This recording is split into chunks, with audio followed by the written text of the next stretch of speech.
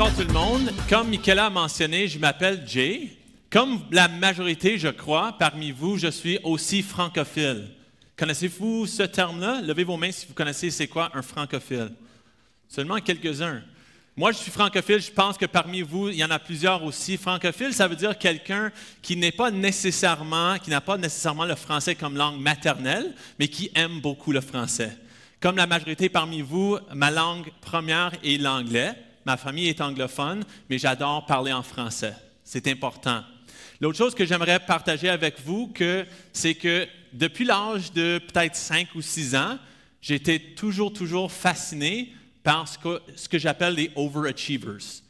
Dans la vie, c'est les hauts performeurs, les personnes qui n'ont pas nécessairement un niveau extraordinaire de talent ou d'intelligence ou de capacité plus que nous autres, mais ils réussissent à avoir des grandes choses dans leur vie, au milieu du travail, au milieu de la famille, des expériences, de la sport, de la musique, etc.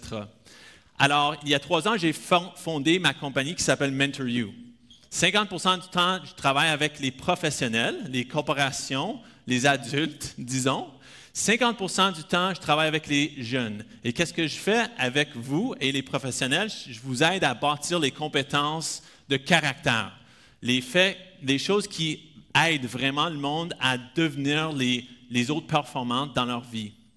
Une chose qui est très importante pour moi, s'il y a juste une message que je pourrais vous laisser avec aujourd'hui, c'est très important. Comme étudiant en secondaire, en partant l'école secondaire, c'est extrêmement important que vous compreniez très clairement que vous ne devez pas avoir toutes les réponses. J'ai rencontré 15 000 étudiants à travers les 6-7 dernières années. Ce que j'ai vu dans les étudiants que j'ai rencontrés en travaillant à une université, c'était beaucoup d'anxiété, beaucoup de stress, beaucoup de dépression. Quand j'avais votre âge, on n'utilisait pas ces mots-là, souvent. C'est bien qu'on en parle aujourd'hui, c'est bien que c'est confortable de discuter sur ces choses-là, mais le taux d'anxiété, de stress, the number of students that are overwhelmed today, really troubles me. Alors, le travail que je fais avec Discover Year, c'est un nouveau programme ici à Ottawa, ça fait 2 ans. J'aide les étudiants et notre comité de 100 bénévoles qui sont amazing. On aide les étudiants à trouver une raison d'être dans la vie, purpose en anglais, un sens de meaning à travers leurs études, à travers le travail, leur famille, leur vie en général. Alors, c'est très important, c'est un message que j'aimerais partager avec tout le monde au Canada et ailleurs, que c'est absolument correct et normal que vous n'aurez pas toutes les réponses en quittant l'école secondaire. Et je trouve que les étudiants sentent une pression pour avoir toutes ces réponses-là. C'est ridicule de penser que vous allez tout comprendre vos carrières, vos vies dans les prochaines 40 ans en quittant l'école secondaire. Alors, c'est normal que vous n'aurez pas toutes les réponses en quittant l'école secondaire, mais c'est aussi important de faire des choses pour commencer à mieux vous comprendre. C'est très important. Première chose qu'il faut faire, c'est de prendre de l'action. Je trouve beaucoup aujourd'hui qu'on parle des choses qu'on veut, et là, on s'assoit sur le sofa et on écoute Netflix pendant 12 heures. On parle beaucoup, on pense beaucoup, mais le niveau d'action dans la vie pour poursuivre les choses qui nous intéressent, ça diminue un peu dans les dernières années. Je vous encourage à prendre de l'action. Non seulement juste de l'action, mais de l'action envers des choses qui vous intéressent. On entend souvent les jeunes qui disent « Oh, j'adore l'art, j'adore les sports, j'adore mon ordinateur, j'adore aider mes amis à mieux se comprendre, à leur aider avec leurs troubles. » Et je leur demande qu'est-ce qu'ils veulent faire à l'université ou au collège. Ils me disent « Ben, je vais faire la génie. » Rien contre la génie, là, c'est correct si tu l'aimes. Mais le problème, c'est qu'il y a beaucoup d'étudiants qui connaissent 3 professions dans la vie. Les ingénieurs, les médecins, peut-être des avocats et peut-être un 4e, les comptables. La grande majorité parmi vous, si je vous demanderais d'écrire toutes les professions dans la vie, combien pensez-vous? 15? 20? Combien de professions? 20. Ça serait quand même assez élevé comme étudiant, un chiffre de 20 professions que vous connaissez dans le monde. Selon le gouvernement du Canada, il y a 1500 emplois possibles ici au Canada. 1500. Il y a un grand monde en dehors de vos écoles, de vos vies maintenant, que vous devez explorer. Et pour ça, vous devrez garder un esprit ouvert. Alors, ces 3 principes ici, c'est les 3 principes sur lesquels ma compagnie était fondée. L'action, l'ouverture d'esprit, qui veut dire il faut commencer à se comprendre, mais il faut aussi vous garder ouvert à toutes les possibilités, toutes les opportunités que vous ne connaissez même pas qui existent aujourd'hui. Et il y en a beaucoup, je vous promets. Action, ouverture. 3e, c'est l'authenticité. C'est un mot qui a parfois un bad rap nos jours ici, mais selon moi, l'authenticité, ça veut dire de vivre une vie authentique, ça veut dire de poursuivre les choses qui t'intéressent à toi et de poursuivre vos valeurs dans la vie et d'implémenter vos forces, vos talents qui sont uniques à toi et non de poursuivre les choses que vous pensez sont importantes aux autres dans ta vie. Je dirais malheureusement que la majorité des étudiants que j'ai rencontrés à travers les 6-7 dernières années, eux autres, ils poursuivaient les choses qui étaient importantes aux autres dans leur vie. C'est vrai? Pas toi, hein? Pas toi? Tu me promets? OK, parfait. Qu'est-ce que tu aimes?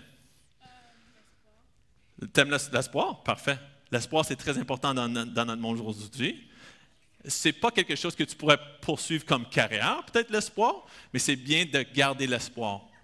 Action, ouverture d'esprit et l'authenticité, c'est 3 choses que j'aimerais que vous gardez dans vos têtes dans le futur. C'est une mentalité, une approche à la vie qui est très, très importante pour éventuellement mener à une vie d'importance.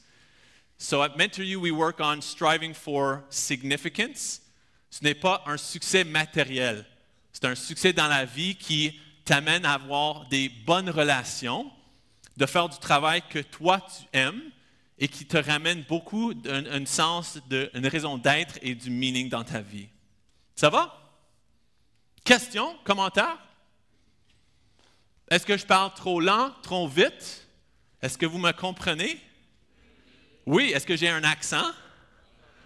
Non? Cool! Ça m'a pris bien des années à ne pas avoir un accent. J'aimerais maintenant vous parler du moment dans ma vie où j'ai bien compris que l'action et l'ouverture d'esprit sont tellement, tellement importants. J'avais à peu près votre âge. J'avais 16 ans et ça tombe bien parce que c'est aussi le moment où je suis devenu bilingue. Disons fluide bilingue, comme on dit. Alors, dans ma vie, j'étais en immersion, en école secondaire, juste comme vous. J'ai grandi à Montréal, proche de Montréal, sur l'île.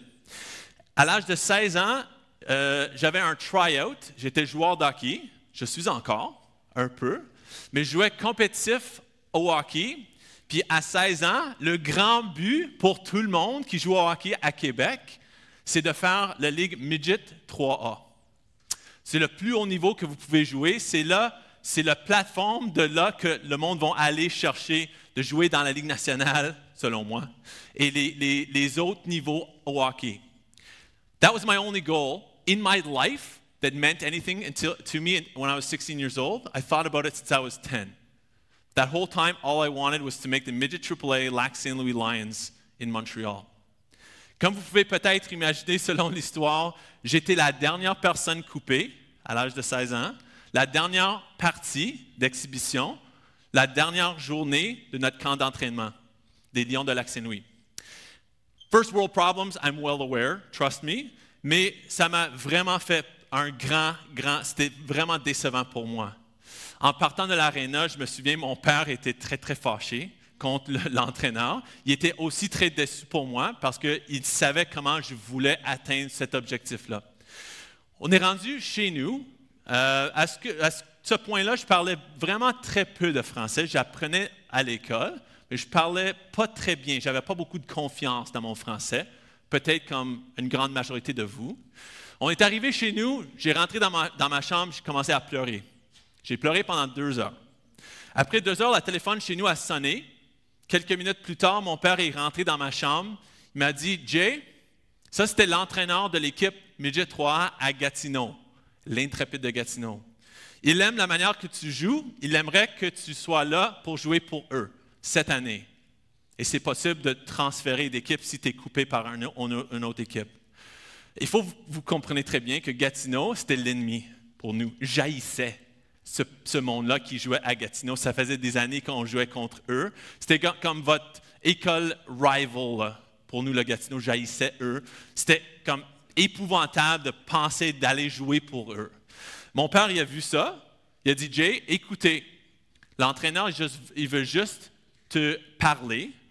On s'en va dans quelques jours. Si tu veux lui parler, écouter qu'est-ce qu'il a à dire. Puis, ça va être ta décision si tu aimerais jouer à Gatineau cette année ou non. Je ne voulais vraiment pas, mais pour plaire à mon père, j'ai dit oui. On a rencontré Alain il y a 2-3 jours après. À l'intérieur de 10 minutes, il m'a convaincu absolument d'aller jouer à Gatineau cette année. J'ai été à Gatineau, j'ai fait l'équipe. Cette année, on a dépassé les Lions de Lac-Saint-Louis dans les séries éliminatoires. J'ai été nommé à l'équipe d'étoiles de la Ligue. J'ai été nommé un assistant capitaine pour l'équipe. Et j'étais coté dans la première ronde de la repêchage de la Ligue junior majeure du Québec. Talk about failures, right? Talk about turning it around. Alors, c'était bien qu'on avait eu du succès dans l'aréna cette année, mais ce qui était beaucoup, beaucoup plus important, c'est que j'ai bien appris qu'il faut prendre de l'action. Quand vous allez tomber dans la vie, il faut se relever, il faut prendre de l'action envers des choses qui vous intéressent. Il y avait une grande opportunité pour moi, et si ce n'était pas pour mon père, pour m'encourager à y aller, je n'aurais jamais eu cette expérience-là. I can't even imagine what my life would be like if I never went to Gatineau. I'd be a whole different person, literally, completely different person. J'ai passé 8 mois là, j'ai compris que les gars à Gatineau, ce n'étaient pas les mauvais gars. En fait, ils étaient super fins, ils étaient très, très gentils. Ils m'ont appris beaucoup de choses. Ils m'ont aidé à développer mon français. À travers l'année, il y avait un moment très, très court, vers la fin des 8 mois. Je me suis levé le matin, puis j'ai constaté que je pensais maintenant en français. Je ne pensais plus en anglais et le traduire en français. Mes pensées étaient vraiment en français. C'était un moment exceptionnel pour moi. And if when I was your age, you had asked me, Jay, are you ever going to be proud about being bilingual? I would have said no. It would never even be on my radar. Aujourd'hui, c'est une des choses sur lesquelles je suis très, très fier dans ma vie. Le fait que je puisse vous parler en français aujourd'hui à un niveau imparfait, mais assez confiant. C'est extrêmement important pour moi aujourd'hui. J'ai utilisé mon français beaucoup dans ma vie personnelle, comme je vais vous démontrer, et aussi dans ma carrière. Comme Michaela a mentionné, j'ai beaucoup voyagé dans ma vie. Voici la liste de tous les pays dans lesquels j'ai visité jusqu'à date. J'en ai plusieurs autres que je vais rajouter dans les prochaines années. 51 pays ici. Ceux qui sont indiqués en rouge, c'est les pays dans lesquels j'ai pu utiliser mon français. Et on parle de, oui, ça va vous amener des choses dans vos carrières. J'ai travaillé pour 6 ans ici à l'Université d'Ottawa. Je faisais du recrutement pour leur bel programme d'immersion en français. C'est un programme vraiment très, très exceptionnel. Mais ce qui est important, on essaie de convaincre les jeunes comment le français va leur aider dans leur carrière. J'en parlerai pas trop du salaire que ça va vous amener ou des opportunités que ça va vous amener en termes d'emploi, mais je vous parle aujourd'hui de la manière que ça va vous permettre de bâtir des relations. Et peut-être vous le savez déjà, mais selon les études de psychologie du monde, des personnes dans le monde qui sont le plus heureux, c'est ça l'objectif, hein? D'avoir une bonne heure dans la vie, d'être content avec ce qu'on fait. The happiest people in the world, the only correlation that's ever been found is the people that have the best relationships.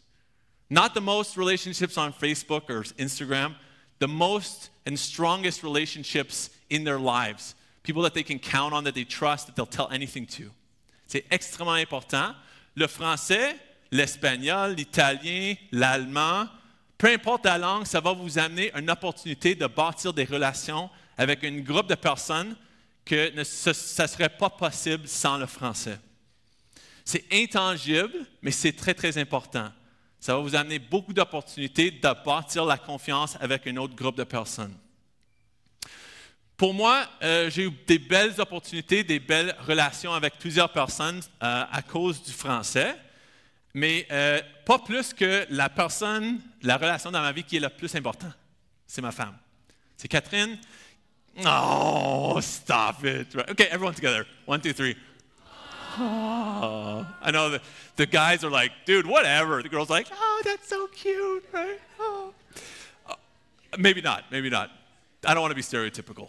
Ça, c'est ma femme et moi. On s'est mariés il y a juste un peu plus qu'un an. Ma femme, elle travaille ici à l'université. Elle est francophone d'Ontario. Elle est franco-ontarienne. Sa famille est francophone. Pour elle, j'aurais peut-être manqué cette chance-là de l'amour de ma vie si je ne parlais pas français. Et je suis imparfait, évidemment, en français. C'est pas important que je suis parfait. Sa famille non plus ne sont pas parfaits. Comme Michaela a dit, les francophones ne sont pas parfaits non plus. Mais c'est important que je démontrais un intérêt parce que la culture française est très importante pour Catherine. Et si j'étais un anglophone qui ne s'intéressait pas à apprendre et continuellement améliorer mon français, ça serait difficile pour moi de commencer une relation avec elle. Alors, c'est une grande opportunité, comme vous pouvez savoir. Not that you're all going to get married to French people. Maybe, maybe not. Oui. Ça, c'est moi, oui. Ça, c'est moi, oui. Ça, c'est ma femme avec un autre gars. Ouais. Oh, ben merci, merci. Les photographes étaient très, très bien. Ils font des belles choses. Alors, ça, c'est pour les relations personnelles. Ça peut vous aider aussi. Mais si j'étais pour vous dire qu'il y a une compétence clé dans la vie, je suis un coach de carrière, c'est ça que je fais, c'est ma profession. Et la compétence la plus importante dans vos vies, je vous promets, dans le futur pour vos carrières, c'est l'adaptabilité. Est-ce qu'il y a quelqu'un qui pourrait me dire c'est quoi l'adaptabilité? Qu'est-ce que ça veut dire? Oui?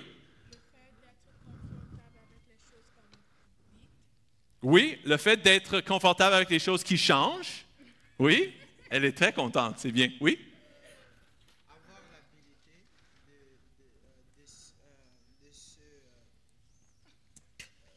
de s'habituer avec des nouvelles choses, un nouvel environnement. Parfait. J'aurais voulu que tout le monde l'entende, mais le jeune homme ici a dit c'est une capacité d'être confortable avec des nouvelles choses, des nouveaux environnements. Des choses qui changent dans ta vie, de t'adapter à ton environnement. C'est extrêmement important, je vous promets. Est-ce qu'il y a quelqu'un ici, levez vos mains si vous avez déjà entendu parler de Escape Manor. OK, gardez vos mains levées si vous avez déjà tenté un de leurs salles. Si vous ne connaissez pas ça, vous ne saurez pas. Gardez vos mains élevées si vous avez sorti, si vous avez réussi à sortir d'une des chambres. Menteur, non. Alors, pour ceux qui... C'est bien, merci. Pour ceux qui ne savent pas, Escape Manor, c'est une compagnie qui s'est ouverte à Ottawa il y a 3 ans. Je suis partenaire avec eux. Je connais les propriétaires depuis longtemps. Et nous avons un partenariat où on utilise les escape rooms pour aider les jeunes et les professionnels à développer leurs compétences de leadership, de communication, de collaboration. Des compétences très importantes aujourd'hui.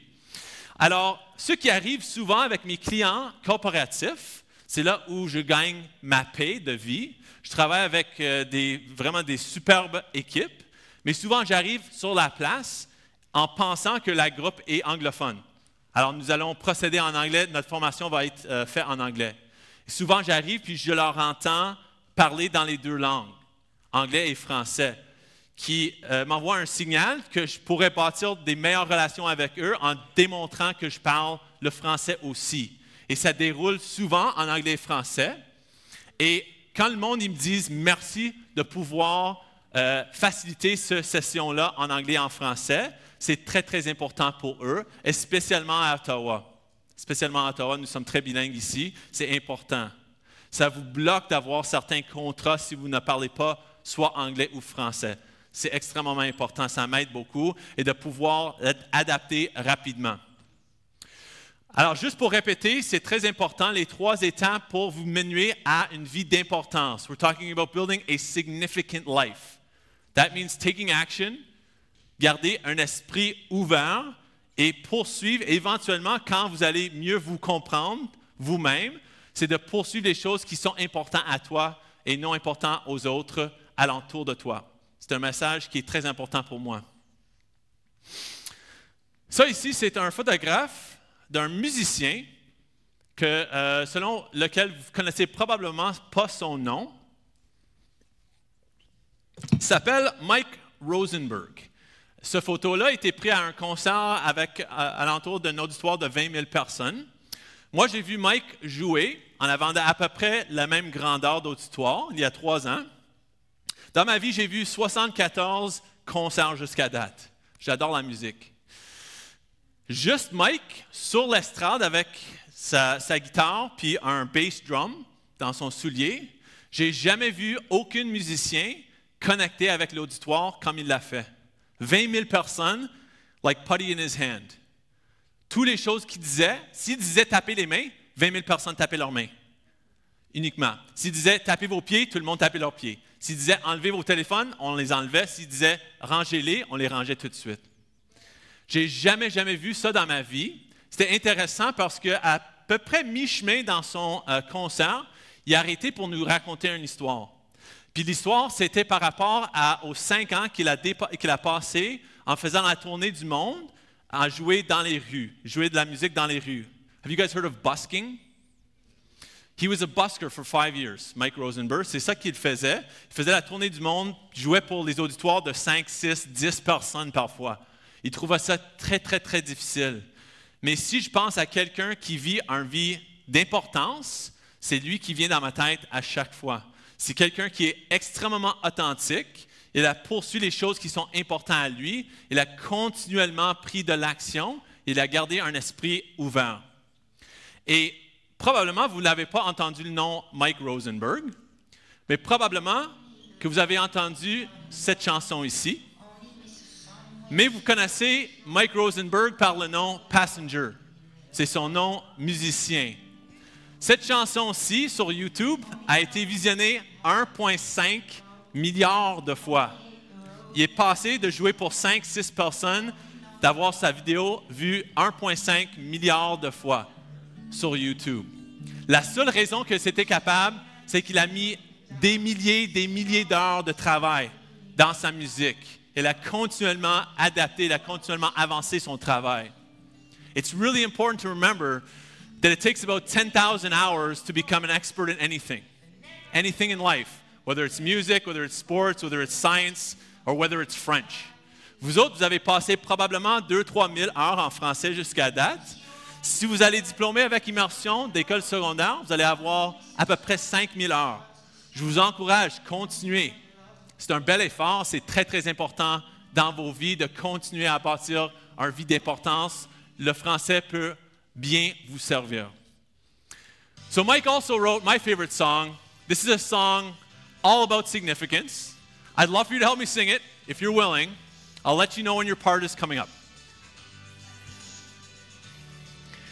Well, sing. Sing at the top of your voice. And love without fear in your heart. And feel. Feel like you still have a choice. If we all light up, we can scare away the dark. Wish our weekdays away, spend our weekends in bed. We drink ourselves stupid and work ourselves dead, and just because that's what mom and dad said we should do. We should run through the forest, we should swim in the streams, we should laugh, we should cry, we should love, we should dream, we should stare at the stars, not just the screens. You should hear what I'm saying and know what it means to sing. Sing at the top of your voice. And love without fear in your heart. And feel like you still have a choice. If we all light up, we can scare away the dark.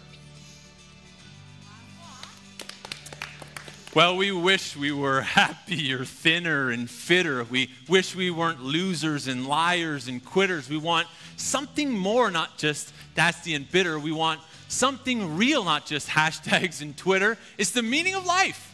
And it's streamed live on YouTube, but Gangnam Style will still get more views. And Scared of Drowning, Flying, and Shooters are all slowly dying in front of our freaking computers. So sing.